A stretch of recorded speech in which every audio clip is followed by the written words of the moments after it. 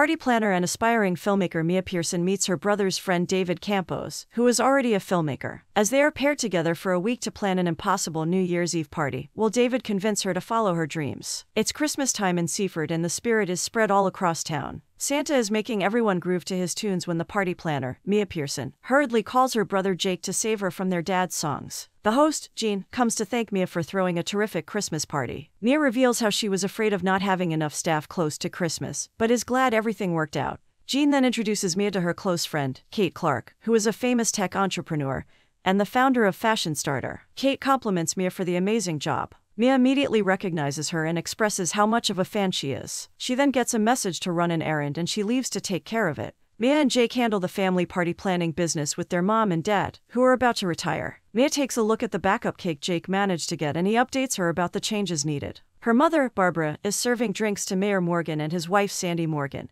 who compliment them for the amazing job at their party. When they leave, Mia teases her mom about knowing all the important people and tells her she looks cute as a bartender. Barbara informs her she has no issues letting go of her pride so her children don't have to. Mia then announces the arrival of a new cake and everyone cheers. After the party, Gary, Mia's dad, announces how their last party of the season is finally over. Barbara expresses how much she will miss the Christmas parties because of the joy they brought to everyone. The siblings discuss how they will miss their parents after retirement, and Barbara tells them they will just be a phone call away if they need anything. Gary discusses how he hopes his kids have some big plans for New Year's Eve while they will be on a planned trip to Palm Springs. Jake tells them how he and his wife Lori plan to stay inside that year because she is pregnant.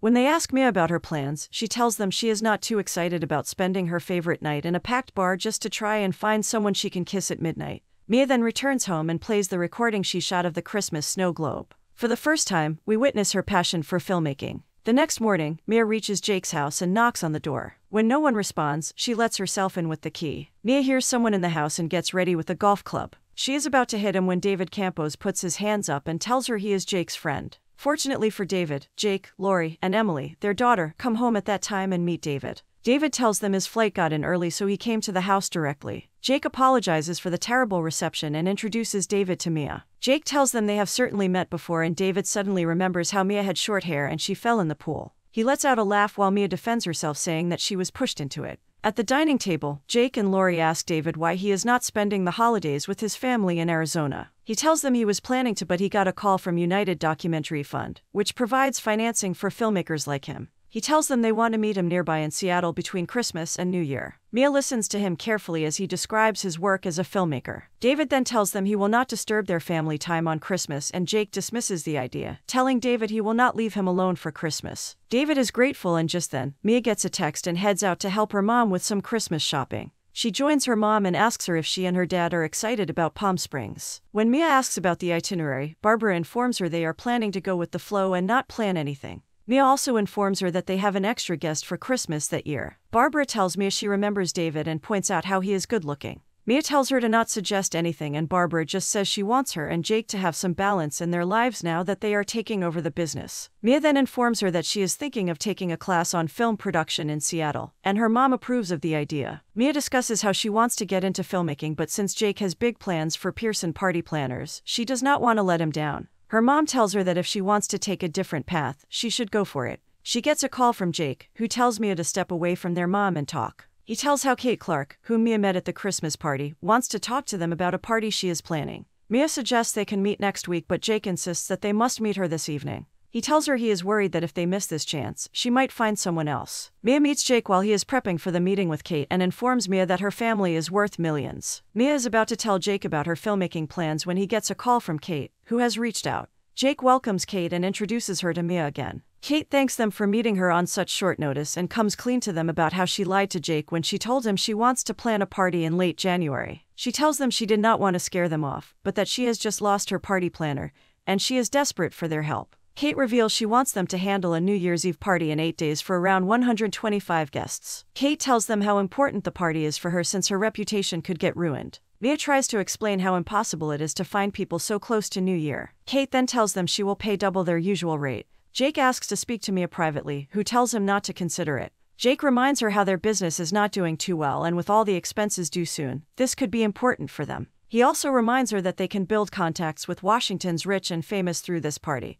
and this is a huge opportunity for them. Mia is still unsure but she agrees and informs Kate that they are on board. David talks to his mom on the phone about how Jake and his family are treating him like their own. He goes inside to open presents and Mia is recording everyone's reactions on her camera. They call Emily the Princess of Seaford, who picks up a huge present for opening from David. She gets excited to see an ice cream machine and is thrilled. It's then time for Gary's gift, who gets golf clubs, and is mesmerized by their beauty. Emily then gives David his gift, and he is truly grateful for the book about filmmakers. After the presents are done, David invites Mia out to sit by the fire. She excitedly asks him about his meeting with the documentary fund group, and he tells her how he plans to use it to document the panda population in China for the next 6 months. He tells her how he has traveled extensively for work and pleasure, but he was not always like that. He tells her a story from his college days where he joined an old girlfriend for a trip to Thailand and met a film crew documenting elephants. He tells her how amazed he was, and even when he broke up with his girlfriend, he stayed back to shoot with the group and he was hooked since then. He tells her he noticed she enjoys the camera too, and she tells him how she has played with her dad's camera since she was young and loves doing it.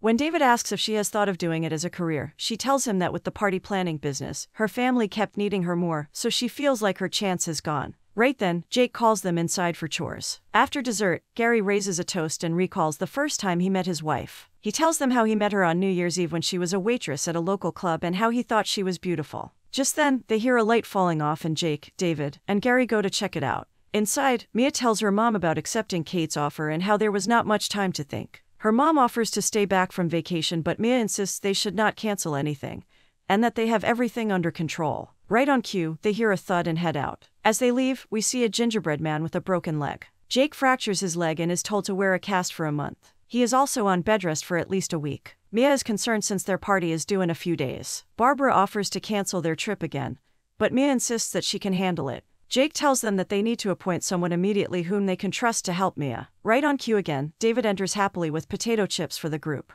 They all stare at him and David is confused. They ask about his New Year's plans and Jake informs him that they want his help with the Kate Clark party. David tells Mia how he has never planned any party before. Mia tries to tell him how compared to making documentaries, this will be much easier. He is impressed by her research on him and knows he has no way out, so he agrees. They then head out for a meeting. In the van, David clarifies how they have just 6 days for all the arrangements and to find people who are not already booked for New Year's Eve. He also asks why this is so important to her and Jake. Mia tells him that since their parents are retiring and leaving the business to them, this is their first party on their own to convince their clients they can work without their parents. They reach Kate Clark's mansion and are amazed by the venue. Kate's assistant Paul greets them. David asks Paul if he can take a few videos of the property, and he agrees. He takes Mia to meet Kate while David goes to the back. Kate asks Mia where Jake is and she informs her about his accident. Kate wants to know if Mia can handle this herself, and she informs Kate that she has a family friend helping them. Kate then spots David outside and tells Mia she finds him cute. She asks if Mia is dating him and Mia says their relationship is strictly professional. They meet David and Kate seems thrilled to see him. He compliments her on the house and they sit to discuss the plan. Mia immediately digs into her plan and updates Kate about things they need to decide on. She starts with the theme and Kate decides to go with gold as it fits with her house theme. David suggests they should go with black napkins to make the gold pop and Kate loves the idea. She also tells them she wants a band for the party. She then hands David her card and tells him to call her if there is any issue. Mia feels like David and Kate are flirting, but David just seems confused. Barbara and Gary are about to fly out to Palm Springs and meet Mia before they leave. Mia informs them that Jake can walk on crutches by the end of the week but he still needs rest. She also tells them that David is working out and her mom teases her about him. Barbara tells her to call them if she faces any problems. Mia then gets a call from David and teases him about the suggestion he made. He tells her he just wants to help her and they decide to meet the next day. David and Mia look at the to-do list the next day and David tells her he will trust her with whatever she thinks. They then head out to try caterers and Mia informs him of her go-to chef Charlene Powell. Charlene presents some impressive items for the menu and Mia also makes some suggestions. Mia promises to let her know after speaking to the client. She notices David's expression and asks him if he did not like it. He tells her the food is good but too safe and that they can explore something new. He takes her to a Chinese restaurant and tells her to trust him with it. Mia admits the food is good and asks him if traveling alone gets lonely. He tells her that with an open heart, it is easier to connect with people. He then asks why she is not pursuing her filmmaking dream. She tells him that she cannot ditch Jake when he needs her and he tells her she seems to be thinking more about others than herself. Mia tells him how it is difficult for him to understand how her family relies on her. David apologizes for sounding selfish. He then changes the topic to food and asks for her opinion. She is afraid that people might not like it, but he tries to confirm with the waiter if they are catering. The owner tells David they can only cater to half of the guest list. David is disappointed but he admits he wanted to take Mia out of her comfort zone. Mia tells him she loves her comfort zone and reliable caterers. Lori tells Mia that there is nothing too serious with Jake's leg. Mia then tells Lori about her day and how she sampled food with David. When Lori asks if they are getting along, Mia tells her how they both have different styles. Lori then points out that it seems like Mia has a crush on him. Mia tries to protest but realizes that she does have a crush on David. Mia and David go to check the centerpieces and David offers another suggestion.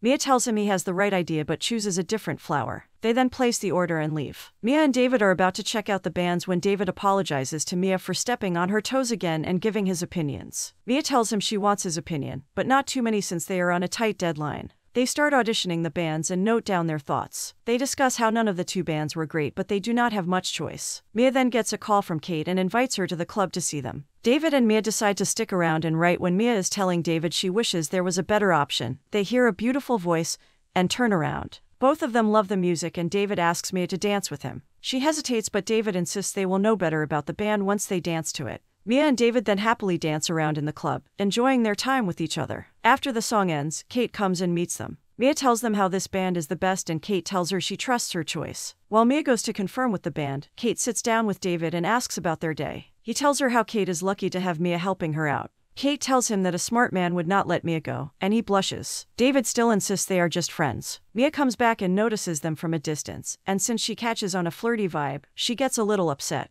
Mia tells Kate how the band has agreed and Kate is very grateful. Mia then hurriedly walks out of there, telling them that she has some work for the night. David tries to convince her to stay, but she insists that they both can hang out. He chases after Mia and asks her if something is wrong. Mia tells him she just has a lot of work and that he should stop worrying about her and enjoy being inside with Kate. He reluctantly agrees to go in but tells her how he had a good day with her. Mia and David call Jake to update him about their final walkthrough of the mansion. Jake informs them that they just need to take care of the insurance paperwork. David asks for any food in the house he can cook and is thrilled to spot eggs. He tells Mia about his grandmother's recipe and serves her the dish. Mia is blown away and David asks Mia that if he could get her a job in film production, would she take it? He tells her Jake made him look at her work and how her vision and passion are what people are looking for these days. Mia tells him that this business has been everything to the family and she does not want to abandon Jake. David tells her Jake will figure it out and she needs to do something for herself. Mia insists that she is happy with her life. They reach Kate's mansion and Mia briefs her about the setup and the sequence of events. Kate tells her she wants everything recorded on video. David offers to do the video if they cannot find anyone and Mia tells him they can just shoot some important things from the night. She then asks him to help with the setup and they start fixing things and putting others in place, all the while having a good time. Out on the balcony, David tells Mia about a New Year's tradition of eating 12 times before midnight, and Mia cracks up at his story. Mia then tells him about the time her boyfriend dumped her and she decided to sit at home and eat ice cream. Her 3 best friends then came right before midnight, leaving all the clubs, to celebrate New Year's with her and watch fireworks. She tells him it was a time of fresh possibility. David looks at her with awe and leans in. There is some tension between them and just when he is about to kiss Mia, Kate knocks on the window and tells Mia to take care of the decorators. Kate then comes over to discuss something and they laugh. Mia spots them when she gets back and feels they are flirting again, so she leaves. Jake congratulates David for getting the grant for his film and David seems a little lost. When Jake asks why he does not look excited, David tells him he will have to leave for China earlier than he was expecting. He also tells them he did not expect to have such a good time there. He then leaves to pick up Mia for the party. Jake is a little confused and asks Lori if she thinks David is falling for Mia. She tells Jake how amazing Mia is and since they share the same interests, David is falling for her. Mia is struggling to find the right dress for the party and gets a call from David, who is grabbing coffee before they leave. She then arrives and they leave for Kate's. In the van, Mia gets a call from her parents to wish her luck. David then asks her for a work update and she tells him how everything is under control. She also thanks David for all his help that week and he tells her he has enjoyed getting to know her. When they pull up at Kate's, they notice a lot of chaos and Kate is scolding the guy in charge of fireworks for not getting the permit within the city. Kate angrily announces she should have just canceled the party when her first planner quit. Mia takes her to the side and tells her how no one else would have done what she has for her, and she tells her to stop being crazy and get ready for the party so she can handle this. Kate agrees and Mia takes David with her to meet the mayor. The mayor tells them how he is attending 4 parties in a row, and Mia starts talking about her issue with the permit. He tells her that her parents are aware of the rules and that he cannot bend the rules just for her. Mia is desperate and tells him how since everyone is away, she needs to handle this herself. She is almost about to give up just when David steps in and starts a conversation with the mayor about a photo of him working with a charity for a good cause. Mia then takes that as an opportunity and tells the mayor that keeping the largest business owner happy during the election year will be favorable for him. The mayor sighs and promises to make an exception just one time. Mia and David are very excited as they head back, and David tells her they work well together. Mia changes and comes towards David in a beautiful gown and he is mesmerized. The chef then comes to them and informs them that Kate has extra guests, and wants to serve beyond midnight, something they didn't account for. Mia promises to handle it and after a thought, tells David to check with the Chinese restaurant if they can deliver extra food. David promises to take care of it, and while managing the band, a waitress bumps into her and spills sauce on her gown. Mia has panic in her eyes, but she tells the server to keep doing her thing and rushes to the washroom. Kate knocks on her door and notices her dress. She then takes Mia to get her changed. Mia apologizes for talking rudely to her earlier, but Kate tells her she appreciates Mia taking charge of the situation. She then tells her how she had to struggle to make her name away from her family name. She tells Mia that confidence comes from stepping out of your comfort zone. Mia notices how that sounds like something David would say. Kate then smiles and asks Mia when they both will get together. Mia tells her that David's work is important and he has a lot going on, so he might not have room for her. Kate hands her a dress and tells her anything can happen on New Year's Eve. David is looking for Mia when he spots her walking down in another beautiful dress. She asks him for an update and he tells her how the Chinese restaurant agreed, but someone needs to pick up the food. Mia tells him a solution and is about to freak out when the room goes dark. David checks the electric system and Mia finds the manual override switch and the light is back on. Kate is greeting her guests and Charlene tells Mia how they are understaffed. Mia looks for David as she is panicking and informs him about the situation.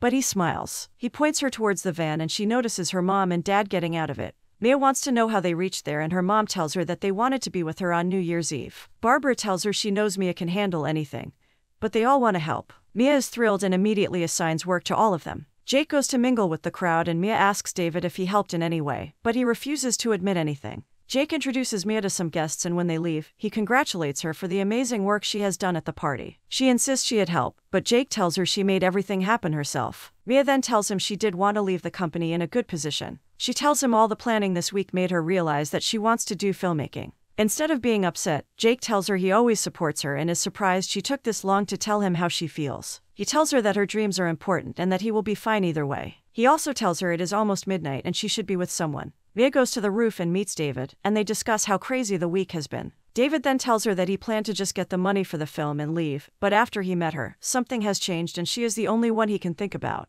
He tells her that he is happy to stay here with her and offers to even take her to China so they can film together if she wants. Mia smiles and tells him how when he arrived there, she thought it would be unbearable to spend the week with him. She tells him how now she cannot imagine her life without him. She tells him she is finally ready to follow her dreams and come with him, as the final countdown begins to the new year. When the clock strikes midnight and the fireworks begin, they kiss for the first time.